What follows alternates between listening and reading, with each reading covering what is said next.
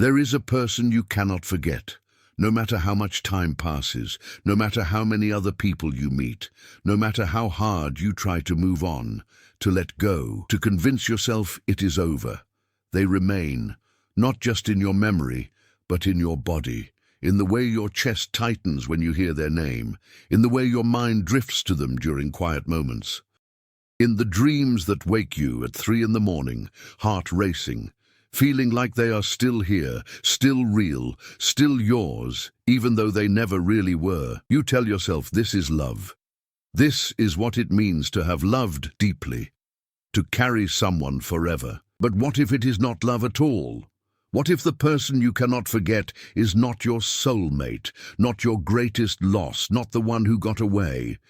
What if they are something far more important and far more uncomfortable? What if they are a teacher?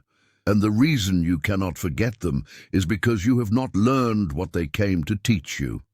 Carl Jung discovered something that changes everything about how we understand obsessive attachment.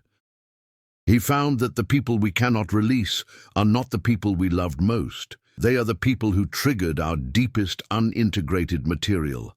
They are mirrors reflecting back the parts of ourselves we refuse to see, the wounds we refuse to heal, the patterns we refuse to break, and our psyche, in its relentless drive toward wholeness, will not let us forget them until we finally learn the lesson they represent.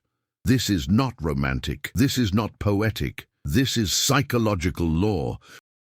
You cannot forget them, because forgetting them would mean avoiding the lesson, and your unconscious will not allow that. It will keep them alive in your mind, haunting you, calling to you, until you finally stop asking why you cannot forget them, and start asking what they are trying to teach you. The person you cannot forget showed you something about yourself you did not want to see. Maybe they showed you that you are afraid of intimacy by being the first person who actually got close. Maybe they showed you that you settle for crumbs by giving you crumbs and watching you stay. Maybe they showed you that you abandon yourself in relationships by being someone you abandoned yourself for. Maybe they showed you that you are terrified of being alone by leaving and proving that terror real. Whatever they showed you, it was something essential. Something your growth depends on understanding. And because you refused to learn it then, because you ran from the lesson or blamed them instead of looking at yourself, your psyche has kept them present, not as punishment, as invitation. An invitation to finally, courageously, look at what they reflected that you have been refusing to see. This is why you cannot forget them, even though the relationship was terrible, even though they hurt you, even though you know intellectually that they were wrong for you. Because your obsession is not about them. It never was. It is about the unlearned lesson they represent. It is about the part of you that is trying desperately to get your attention through them.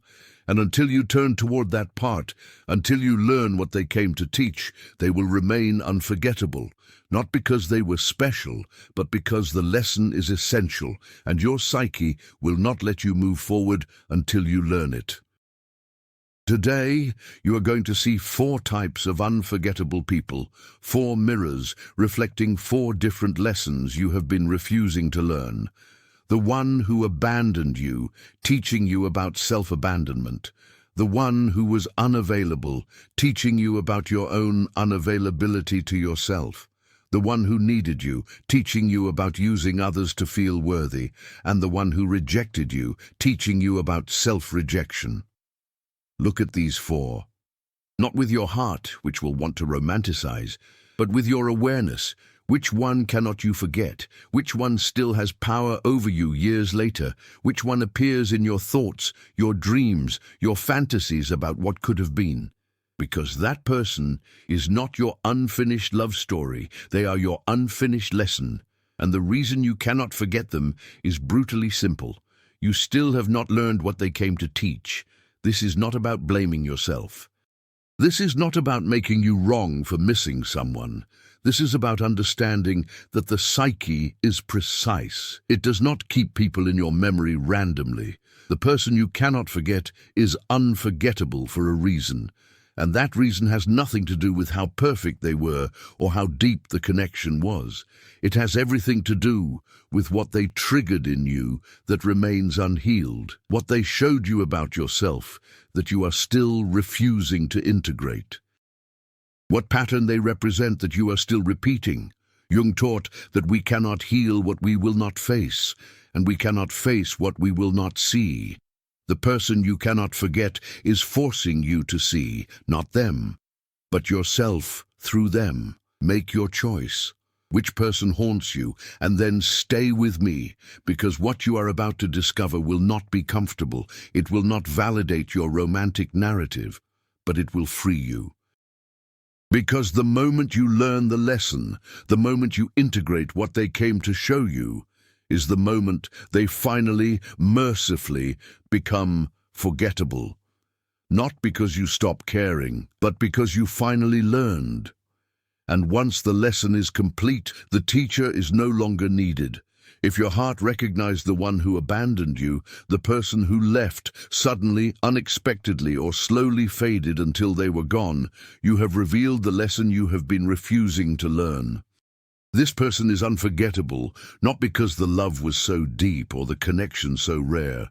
They are unforgettable because they showed you something devastating about yourself that you have been running from your entire life. They showed you that you abandon yourself, that long before they left, you were already leaving yourself, abandoning your needs, abandoning your boundaries, abandoning your truth. And their physical abandonment was simply a mirror of the abandonment you had already normalized within yourself. If you cannot forget the one who left, it is because you have not yet learned to stay with yourself.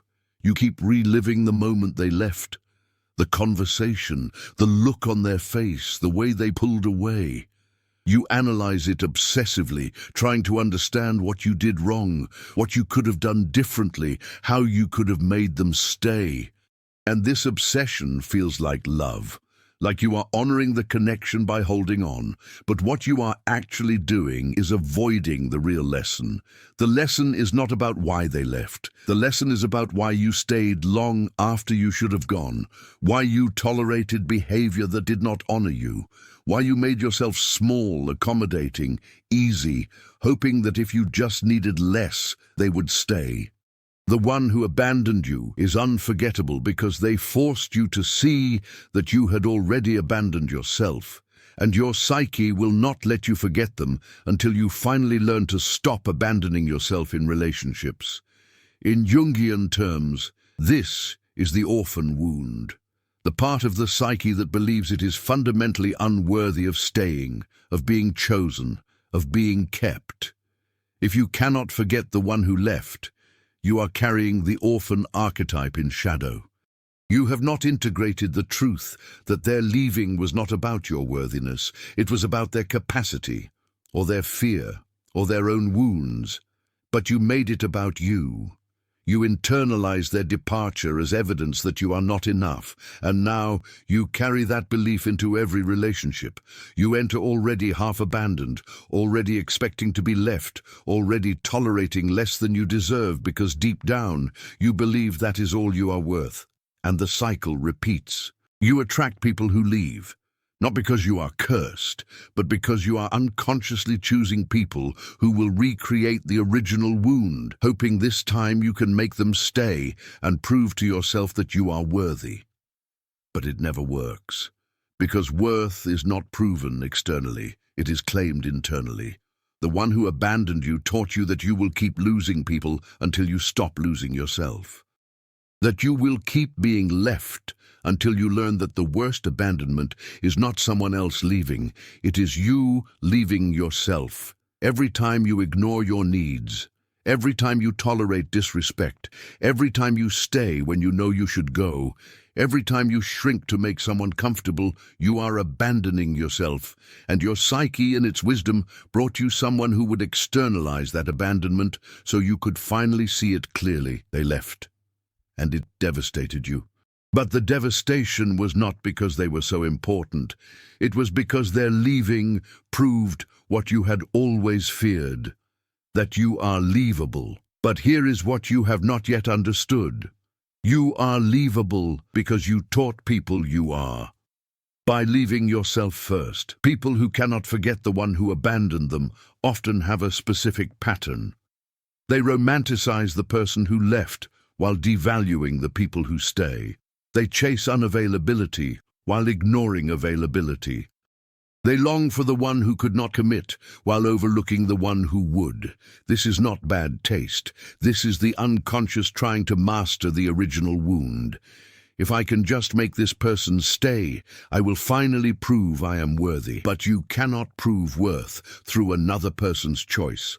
Worth is not conditional. It is inherent. And the lesson the abandoner came to teach is that you must choose yourself before anyone else will. You must stay with yourself through discomfort, through fear, through the parts of you that feel unlovable. You must commit to yourself first. Set boundaries with yourself. Honor yourself. And when you do, when you finally stop abandoning yourself, something shifts. You stop attracting people who leave, not because you change them, but because you change what you tolerate. The work here is brutal and necessary. You must face the fact that you cannot make someone stay by diminishing yourself, that their leaving was not a judgment of your worth, and that the reason you cannot forget them is not because they were your person. It is because they were your mirror, showing you the pattern you must break, the lesson you must learn. And that lesson is simple and devastating. Stop abandoning yourself in the hope that it will make others stay, because it will not. It will only teach them that you are someone who can be left, and you are not. But you will not know that until you finally, courageously decide to stay with yourself, even when, especially when, others leave. If this revealed your lesson, subscribe to learn how to finally stop abandoning yourself. Comment which person you can't forget. Your awareness might help someone else see their pattern. If your soul recognized the one who was unavailable, the person who was always just out of reach, giving you just enough to keep you hoping but never enough to feel secure, you have revealed a lesson far more uncomfortable than you want to admit. This person is unforgettable, not because the connection was so profound or the chemistry so undeniable. They are unforgettable because they showed you that you are unavailable to yourself. That you are drawn to people you cannot have because actually having someone, actually being seen, actually being loved without barriers terrifies you more than longing does. If you cannot forget the one who was unavailable, it is because you have not yet learned that your attraction to unavailability is not about them. It is about your own terror of intimacy disguised as passionate pursuit. You keep replaying the moments when they almost chose you, the times they showed up, the times they said things that made you believe maybe this time would be different. You focus on the potential, on the glimpses of what could be if they would just commit. Just open up, just meet you where you are. And you call this hope. You call this faith. You call this loving deeply. But what it actually is avoidance. You are using their unavailability to avoid your own, because here is what you do not want to face. If they had been fully available, if they had committed, if they had given you everything you claim to want, you would have found a reason to leave, or you would have felt suffocated, or you would have lost interest. Because your attraction was never about them. It was about the safety of loving someone you can never fully have. Because if you can never fully have them, you never have to risk being fully seen. And being fully seen is what you are actually terrified of. In Jungian psychology, this is the wanderer or eternal youth archetype in shadow. The part of the psyche that fears commitment, fears being known, fears the vulnerability of real intimacy. If you cannot forget the one who was unavailable, you are carrying this archetype unconsciously. You have convinced yourself that you want intimacy, that you want commitment, that you are ready for real love. But your choices tell a different story. You choose people who are already in relationships, people who live far away, People who have explicitly told you they do not want commitment. People who are emotionally closed or psychologically unavailable. And you tell yourself you did not know, you did not see the signs, you thought you could change them. But you knew, you always knew. Your unconscious chose them precisely because they were unavailable, because their unavailability protects you from having to face your own. The one who was unavailable taught you that you will keep chasing people you cannot have until you learn to have yourself, until you learn to be available to your own needs, your own emotions, your own vulnerability, until you stop using pursuit as a way to avoid intimacy.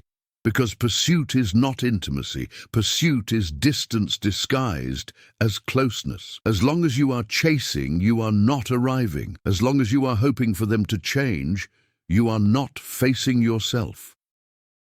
As long as you are focused on their unavailability, you are not seeing your own. And your psyche brought you someone who would mirror that unavailability back to you so clearly, so painfully, that you could no longer ignore it. They were unavailable. And it hurt. But the hurt was not because you lost something real. The hurt was because you finally saw the pattern you have been living. And seeing it is unbearable because it means taking responsibility for your choices. People who cannot forget the unavailable person often have a specific history.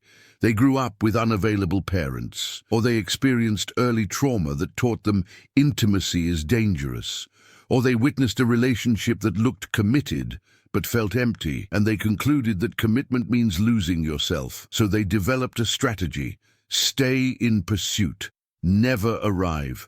Choose people who will keep you at a distance because distance feels like passion and closeness feels like death. And they replay this pattern in every relationship. They date someone available and feel bored.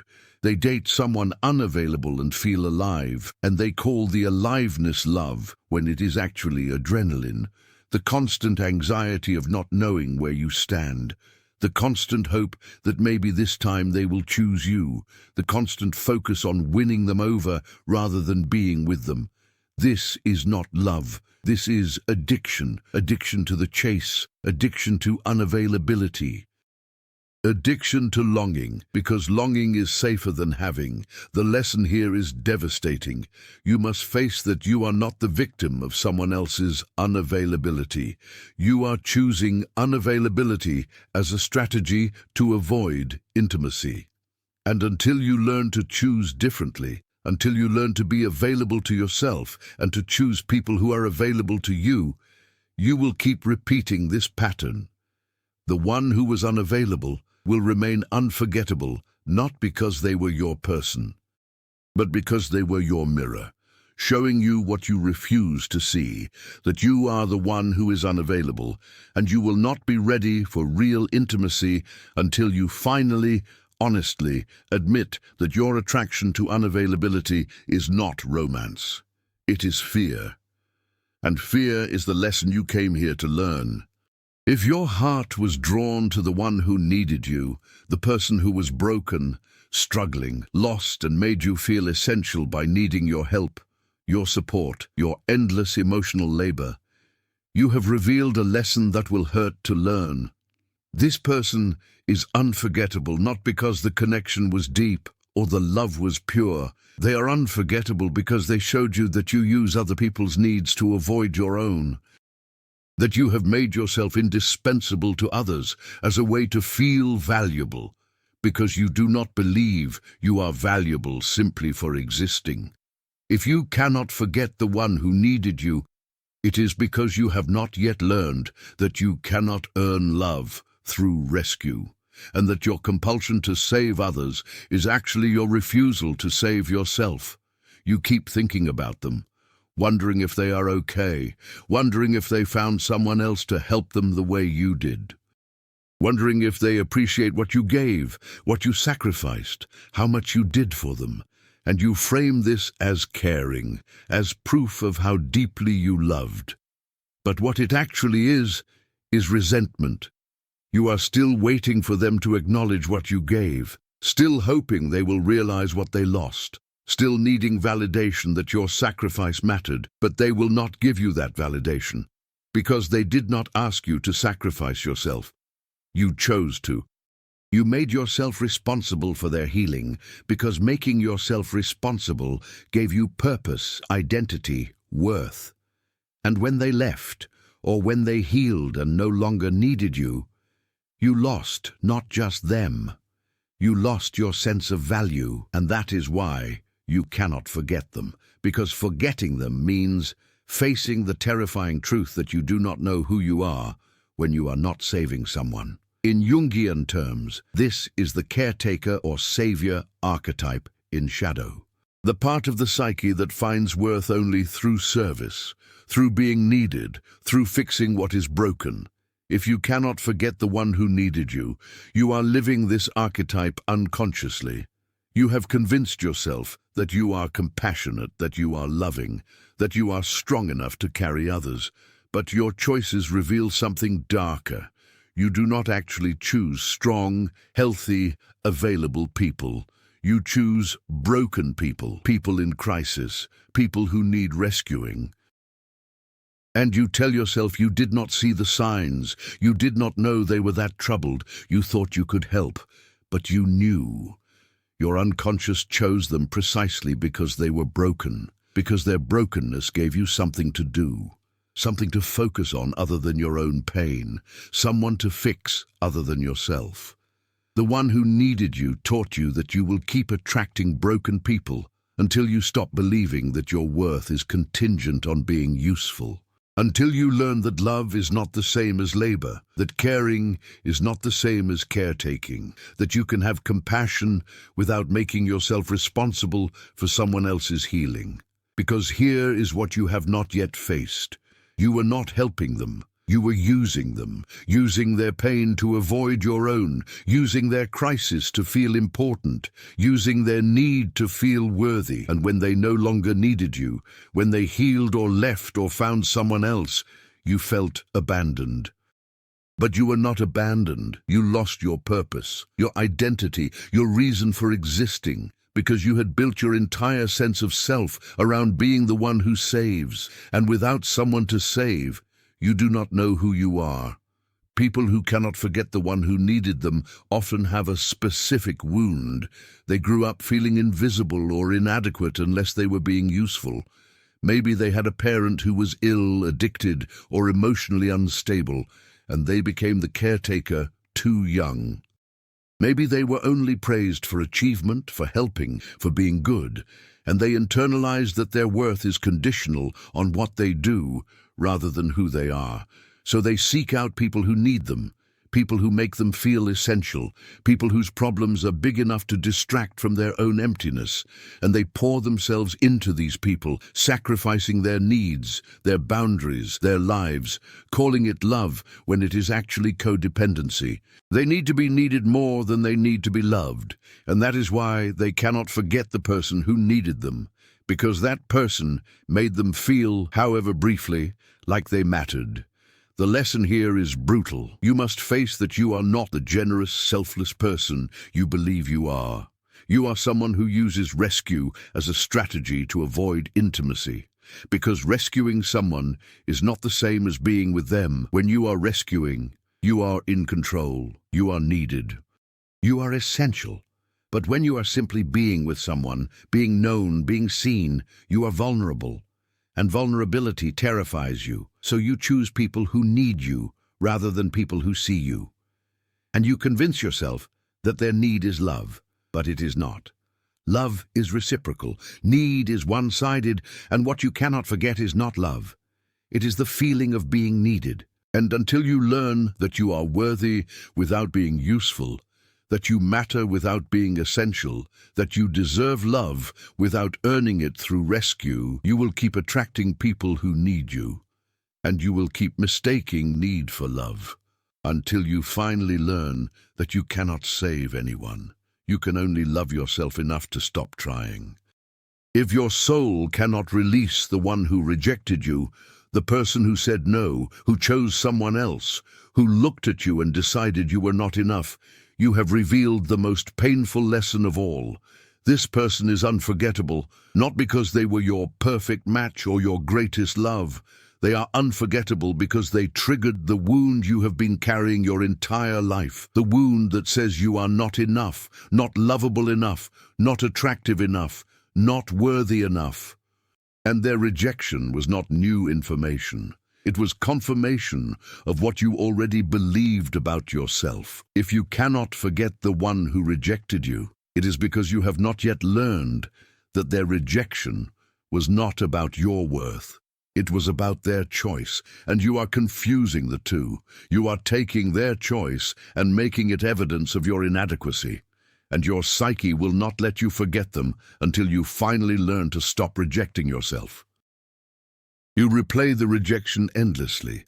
The moment they said no, the moment they chose someone else, the moment you realized you were not their person. And you analyze it obsessively, trying to find what was wrong with you, what you should have done differently, what you lacked that made them choose someone else. And this obsession feels like you are trying to learn, trying to improve, trying to make sure it never happens again. But what you are actually doing is reinforcing the wound. Every time you replay the rejection, you are telling yourself the same story. I was not enough. And the reason you cannot forget them is not because losing them was tragic. It is because their rejection gave you permission to believe the worst thing you think about yourself, that you are fundamentally unworthy of being chosen. And until you stop believing that, until you learn that their rejection says nothing about your worth, they will remain burned into your memory as proof of your inadequacy.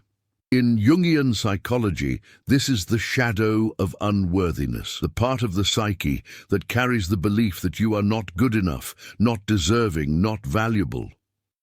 If you cannot forget the one who rejected you, this shadow is running your life.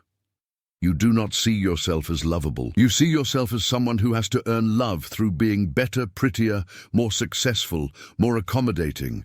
And when someone rejects you, it does not feel like one person's choice. It feels like proof that you were right all along. You are not enough, and now you have evidence. So you hold on to them, hold on to the rejection, hold on to the pain, because it confirms your deepest belief about yourself. And your psyche keeps them alive in your memory, not to torture you, but to force you to finally face that belief and dismantle it. Because the lesson they came to teach is not that you are not enough. It is that you believe you are not enough. And that belief is destroying your life. The one who rejected you taught you that you will keep experiencing rejection until you stop rejecting yourself. Because here is what you have not yet seen. You entered that relationship already rejected, already believing you were not enough, already trying to prove your worth, already performing a version of yourself you thought they would want. And when they said no, when they chose someone else, you took it as proof that your performance was not good enough. But the real truth is darker and more liberating. They did not reject you. They rejected the performance. They never met the real you, because you never showed them. You were too busy trying to be enough to actually be yourself.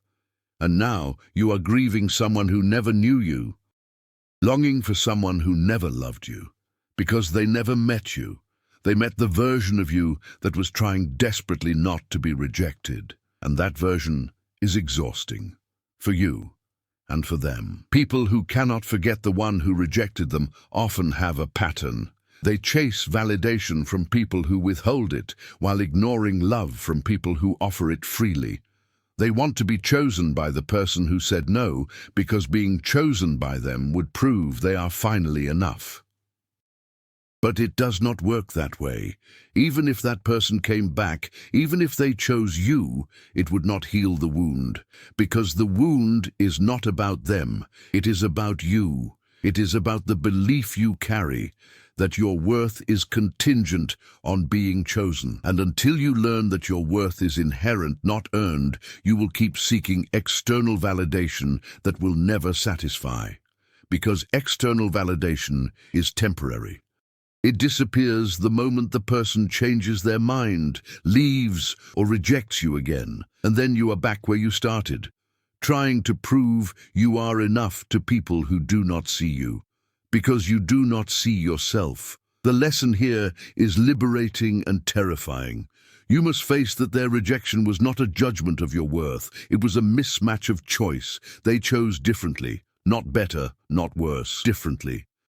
And their choice says nothing about whether you are lovable, valuable, or enough. It says only that you were not their person. And that is okay, because being rejected by someone who is not aligned with you is not a loss. It is protection. But you cannot see it that way as long as you believe you must be chosen by everyone to be valuable. You cannot forget the one who rejected you, because forgetting them means letting go of the fantasy that their validation would heal you. But it would not. The only thing that will heal you is learning to choose yourself, to stop performing for approval, to stop measuring your worth by who stays and who goes, to finally radically accept that you are enough. Not because someone chose you, but because you exist. And existing is enough. That is the lesson.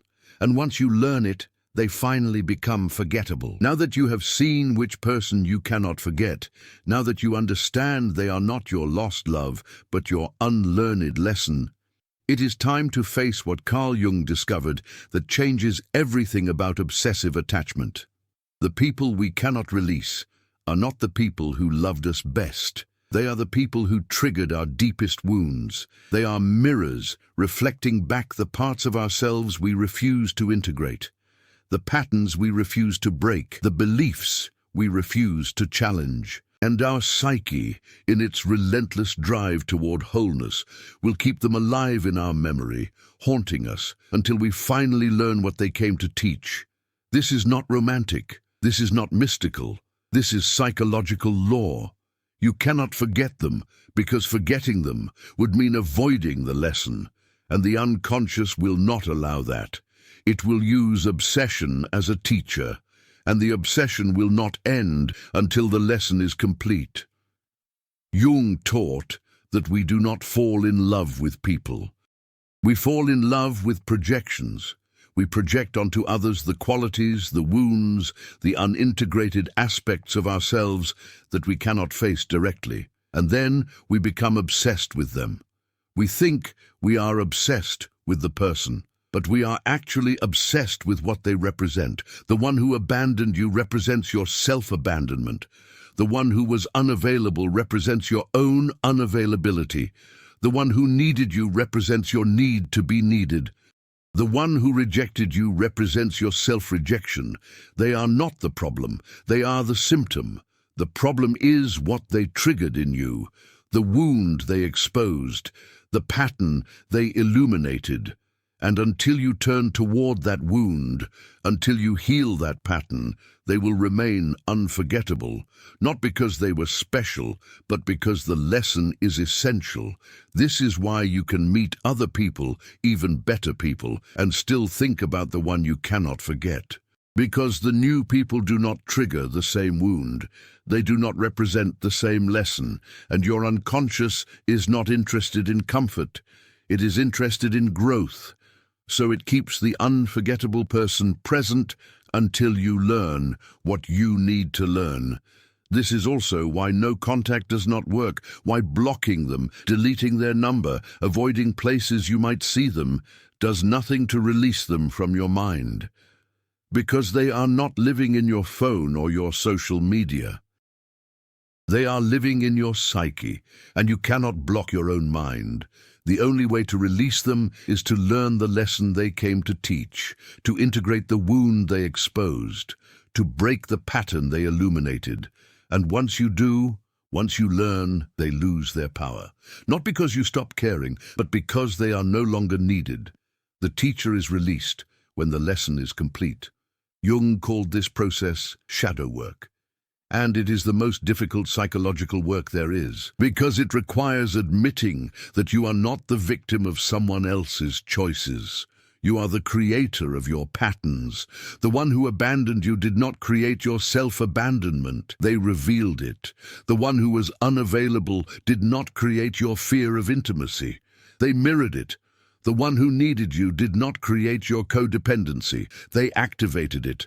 The one who rejected you did not create your feeling of unworthiness, they triggered it. And all of these patterns existed long before you met them, probably since childhood, probably installed by your original caregivers. But you did not see them. You could not see them, because they were unconscious. And the unconscious cannot be seen directly. It can only be seen through projection, through the people we obsess over, through the relationships that destroy us, through the patterns we keep repeating while wondering why we cannot break free. But here is what makes this work so challenging. Learning the lesson does not feel good. It does not feel like closure or peace or relief. It feels like grief. Because learning the lesson means letting go of the fantasy that if they had stayed, if they had chosen you, if they had loved you right, everything would be okay. But it would not be okay. Because the problem was never them. It was you. It was your wound. It was your pattern. It was your belief. And they could not fix that. No one can. Only you can. And that is devastating to accept, because it means you cannot blame them anymore. You cannot wait for them to come back and make it right. You cannot hold on to the story that you were wronged, that you were the victim, that they owe you something. You have to take responsibility for your choices, for your patterns, for your wounds. And that feels like death, because your identity has been built around being the person who loved and lost. And learning the lesson means becoming the person who saw and learned, and that is a different person entirely. Jung believed that the process of individuation, of becoming whole, requires integrating everything we have rejected, every wound, every pattern, every shadow aspect. And the people we cannot forget are invitations into that integration. They are not obstacles, they are doorways. But you have to be willing to walk through. You have to be willing to face what they showed you. To grieve the fantasy, to learn the lesson, to break the pattern, and to finally, mercifully let them go. Not because you stopped caring, but because you finally learned what you refused to learn. And once the lesson is complete, they become what they always were. Just a person. Not your savior, not your destruction, not your obsession, just a person who came to teach you something essential. And now the teaching is done, so now you know why you cannot forget them. You understand that they are not your lost love, but your unlearned lesson. But understanding intellectually is not the same as integrating psychologically. The obsession will not end just because you know it is a pattern. It will end when you do the work. When you turn toward the lesson and learn it, when you face the wound and heal it, when you break the pattern and choose differently. This is not easy. This is not quick. This is the hardest work you will ever do. But it is the only way to finally, truly release them from your psyche. If you cannot forget the one who abandoned you, your work is to stop abandoning yourself. This is practical. This is daily. This means noticing every time you ignore your needs to accommodate someone else. Every time you tolerate disrespect to keep the peace. Every time you stay in a situation that harms you because leaving feels scarier than staying. Every time you shrink yourself to fit into someone else's comfort. Stop. Pause. Ask yourself, am I abandoning myself right now? And if the answer is yes, choose yourself. Say no. Set the boundary. Leave the situation. Speak your truth. Not because it will feel comfortable. It will not. You have been abandoning yourself for so long that choosing yourself will feel selfish, wrong, terrifying, but do it anyway. Do it repeatedly. Build the muscle of self-loyalty and watch what happens. As you stop abandoning yourself, the obsession with the one who abandoned you fades. Because the lesson is learned. You do not need them to come back and choose you. You chose yourself, and that is the only choice that matters. If you cannot forget the one who was unavailable, your work is to become available to yourself and to choose available people. This requires brutal honesty. You must admit that you are drawn to unavailability as a defense against intimacy, and you must practice choosing differently. Date someone who is available. someone who wants commitment, someone who shows up consistently. And when you feel bored, when you feel the urge to sabotage, when you start looking for reasons to leave, pause. Recognize that this is your pattern, your fear of intimacy showing up as boredom, your terror of being known showing up as disinterest. And stay anyway, not forever, just long enough to see if the boredom is real or if it is your defense mechanism. Sit with the discomfort of being available, of being seen, of having someone who actually wants you. And notice what comes up. The fear, the resistance, the urge to run. That is your lesson, and the only way through it is to stay and face it. The obsession with the unavailable person ends when you learn to tolerate availability, when you learn that closeness is not suffocation, that commitment is not imprisonment, that being loved is safe. That is the work, and it is terrifying, but it is the only way to break the pattern. If you cannot forget the one who needed you, your work is to find your worth outside of being useful. This is radical and uncomfortable. You must stop seeking out people who need you. Stop offering help that was not asked for. Stop making yourself responsible for other people's healing, happiness, or problems. And instead, ask yourself, who am I when I am not saving someone? What do I need? What do I want? What would I do if I had no one to take care of? These questions will feel empty at first because your identity has been built on being needed.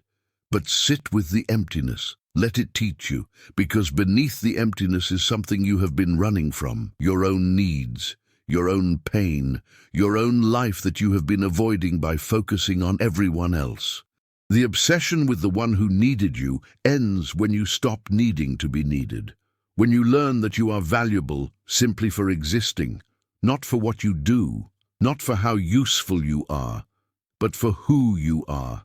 That is the work, and it requires grieving the identity of the savior and becoming the person who saves themselves. If you cannot forget the one who rejected you, your work is to stop rejecting yourself. This is the most painful work of all, because you must face that you have been rejecting yourself long before they did. You must notice every time you criticize yourself, compare yourself, diminish yourself, tell yourself you are not enough. Every time that voice speaks, challenge it. Ask, is this true? Or is this the wound speaking? And then, consciously, choose a different story. I am enough.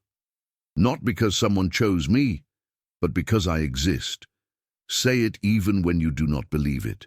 Say it especially when you do not believe it. Say it until it starts to feel true, and watch what happens.